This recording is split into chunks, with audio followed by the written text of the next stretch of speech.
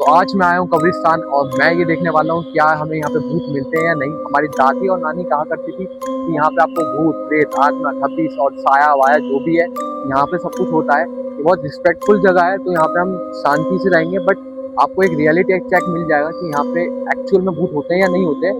बाद में अगर मेरे पास एक दो दिन बाद भी मेरे साथ कुछ हादसा हुआ या कुछ भी हुआ तो मैं वीडियो के अंदर आपको बताऊंगा कि एक्चुअल में ये मेरे साथ क्या क्या हो रहा है या नहीं हो रहा है, जो भी है। तो वीडियो में बने रहो।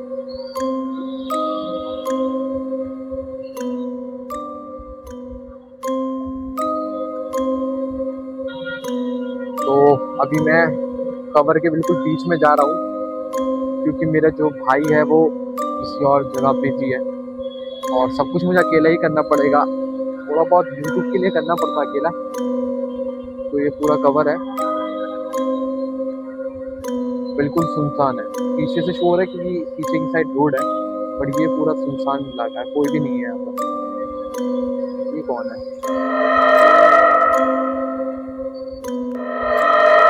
लगता है कोई इंसान है वहाँ पर।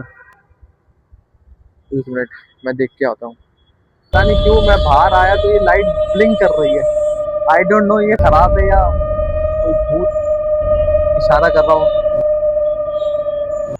जो भी है।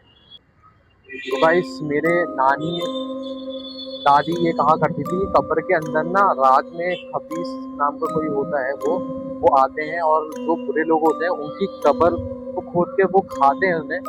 और रात के वक्त अक्सर ऐसा होता है, बट अभी इतना रात नहीं हुई है। अभी शायद आई गेस 9 समथिंग हो रहा होगा, बट धीरे धीरे यहाँ पे सब सन्नाटा सा हो जाएगा, कोई भी नहीं दिखेगा। तो हम चेक करते हैं कि हमको यहाँ पे क्या देखने को मिलेगा।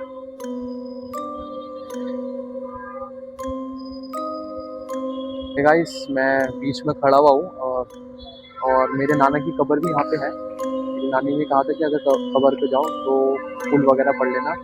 साथ में मैं तुम्हें एक चीज़ बताने आ रहा हूँ। जब मैं स्कूल टाइम में छोटा बच्चा था, 7वीं 8वीं क्लास में, तो यहाँ पे मैं अक्सर आया करता था इस उम्मीद में कि यहाँ के लोग मुझे सुनेंगे। जब मेरे को थोड़ा एग्जाम का वो टेंशन रहता था, आई डोंट नो मैं क्यों आता था। तो उस टाइम पे ना मेरे साथ ऐसा हादसा हुआ था कि मैं हेड डाउन करके बैठा हुआ था, रात का ही टाइम हो रहा था। आई डोंट नो टाइम क्या हो रहा था उस वक्त। तो मैं बहुत देर से वहीं बैठा हुआ था, तो एक अंकल आए मेरे पास पीछे से, वो मौलाना साहब थे, बहुत बड़े हट्टे कट्टे। उन्होंने मेरे शोल्डर पर हाथ रखा और उन्होंने बोला कि यहाँ क्या कर रहे हो इतनी रात में।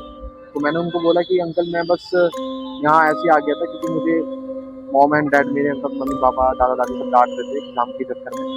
उन्होंने बोला कि यहाँ इस रात में यहाँ मत रुको, और उन्होंने मुझे बाहर तक छोड़ा और फिर वो खुद कब्रिस्तान के अंदर आ गए। और फिर वहाँ से कहाँ चले गए मुझे नहीं पता। तो मुझे नहीं पता कि वो एक्चुअल में जिन थे या कोई भी थे, लेकिन ये सच सच बात है, मैं झूठ भी नहीं बोल रहा मजाक से हटकर, ये रियलिटी है। तो अब देखते हैं क्या होता है।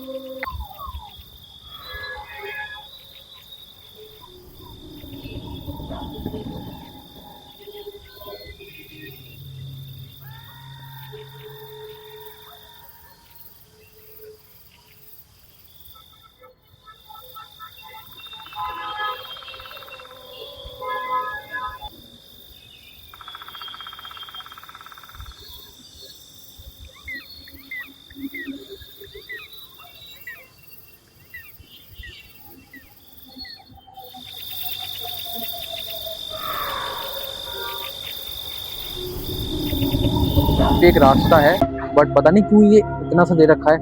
लेकिन यहाँ मैं चेक करता हूँ क्या है अंदर।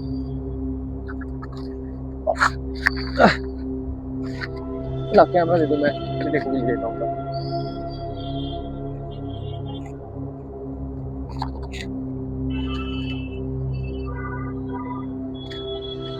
वो काटा, ये हम अंदर आ गए। यहाँ पर ना कुछ आवाज आ रही है, देखो यहाँ कोई आवाज आई जैसी। देखो देखो, सीटी की आवाज है कोई। मुझे नहीं पता तुम लोग को सुनाई दे रहा है नहीं, बट ये सीटी की आवाज है यार।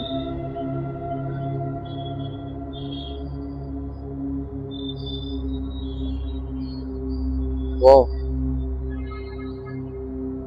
मैं इस कवर के पास आया हूँ, उस कवर से बहुत दूर।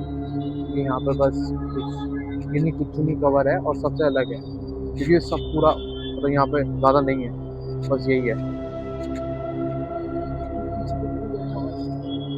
वो वहाँ कोई है। अभी हमें घूमते घूमते काफ़ी टाइम हो गया है, आई गेस अराउंड 2 से 3 घंटे हो गए हैं हमें घूमते घूमते। ऐसा तो कुछ देखने को नहीं मिला। लेकिन तुम मुझे बताओ, क्या तुम बिलीव करते हो कि मतलब एक्चुअल में कोई भूत प्रेत आत्मा होती है? देखो, मैं जिन्नातों पे तो यकीन करता हूँ कि हाँ, जिन्नात ये सब होते हैं। बट क्या तुम यकीन करते हो? और तुम्हारे साथ ऐसी कौन सी घटनाएं कुछ हुई है तो वो मुझे कमेंट में ज़रूर बताना। ये वीडियो बिल्कुल सीरियस है, इसमें कोई हंसी मजाक नहीं है बिल्कुल भी, ज़रा सा भी। और बस मैं यही सबसे ये कहना चाहूँगा ठंड कि लग रही है यहाँ पे बहुत ज्यादा। हाँ, मैं भी यही कहने वाला था। यहाँ मुझे ठंड बहुत लग रही है। मैं जो महसूस कर रहा हूँ वही चीज़ मैं तुम लोग को बता रहा हूँ। ये रियलिटी है कि बाहर से मैं आ रहा हूँ, मुझे इतनी ठंड नहीं लगी, बट यहाँ मुझे बहुत ज़्यादा ठंड लग रही है, सच में ठंड लग रही है। और ये यूट्यूब वीडियो के बल्कि लिए मैंने देखो बहुत सारे कपड़े पहन रखे हैं भाई, देख एक स्वेटर अंदर, उसके अंदर टी शर्ट, फिर जैकेट ऊपर से। मैंने खुद स्वेटर, टी शर्ट, जैकेट। तो बस ये मैं तुम लोग को ये बताना चाहता हूँ कि यूट्यूब वीडियोस के लिए मैं ये कर रहा हूँ, हाँ मुझे पता है। लेकिन मैं इसमें फुल मेहनत कर रहा हूँ। तो थोड़ा जमात में गया था, तो वहाँ पर मेरे मौलाना साहब थे, उन्होंने बोला कि इधर की साइड सो और इधर की साइड सो, बीच की जो चीज़ है, वो बीच की जगह जो है वो छोड़ दो, वहाँ मत सोना। तो मैंने उनसे जस्ट पूछा था कि ऐसा क्यों? तो उन्होंने मेरे को एक चीज़ बताई थी कि रात के वक्त वो क्या होता है। जिन्नात वगैरह होते हैं ना, तो वो मस्जिद के सेंटर में ऐसे नमाज पढ़ते हैं। तो अगर वहाँ पर सोएंगे तो हो सकता है वो हम पे थोड़ा भड़क जाए या गुस्सा करें। तो इस बेसिकली इसी चीज़ के चक्कर में हमने बोला था कि थोड़ा दीवार के corner side so, side side में होकर सो सब, और बीच में कोई मत सो, ताकि किसी को दिक्कत परेशानी ना हो रात में, ना तुमको हो ना उन लोगों को। और मैंने अक्सर ये चीज़ें सुनी है कि जो मस्जिद के वक्त रात में जाता है या क्या नाम है, उल्टी सीधी हरकतें करता है, बुरी चीज़ें बोलता है, ये जो भी है गलत चीज़ें करता है, तो उसको वो लोग मारते हैं उठा के, ऐसा कुछ होता है ना सच में? अब इस चीज़ को मेरे मतलब को मेरे साथ, मतलब एक बार ऐसा सीन हुआ था कुछ कि मेरा एक दोस्त था, नमाज पढ़ रहा था, अरशद, अरशद नाम है उसका। वो शायद ब्लॉग में भी आएगा आगे या फिर आया होगा अभी तक, जो भी है।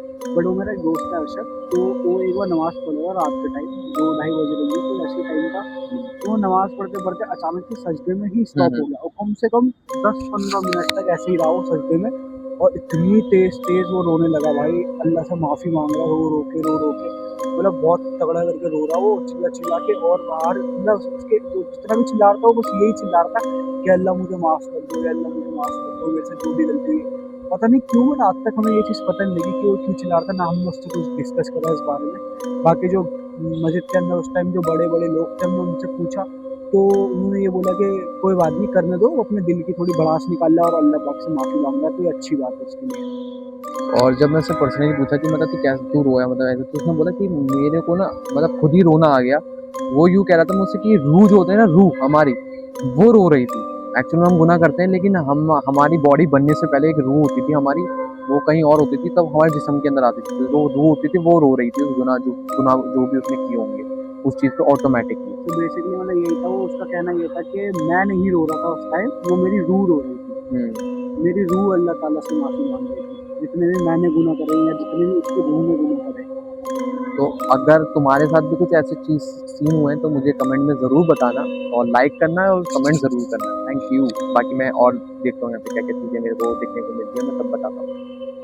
अभी टाइम हो रहा है करेक्ट 3:14, रात के 3:14 बज रहे हैं और मैं यहाँ पे हूँ। और अभी मैं जा रहा हूँ घर, क्योंकि घर से बहुत ज़्यादा फ़ोन आ रहा है, कहाँ हो और कहाँ नहीं। मैं झूठ बोल के आया था कि मैं दोस्त के घर जा रहा हूँ, लेकिन उसको फ़ोन कर दिया था। तो मुझे को जाना पड़ेगा। अब मैं घर जा रहा हूँ, मुझे ऐसा कुछ दिखने को नहीं मिला। तो शायद होता होगा, लेकिन कब्र के अंदर होता होगा, तो इस चीज़ को भी डिनाई नहीं कर सकते। बट मैं शुक्र अदा करता हूँ कि मैं ज़िंदा बच गया। और ऐसे ही चैलेंज के लिए मुझे सपोर्ट करो, फॉलो करो, सब्सक्राइब करो और कमेंट ज़रूर करो। और साथ में मुझे कुछ अलग इस तरह के कंटेंट बताओ जो तुम चाहते हो।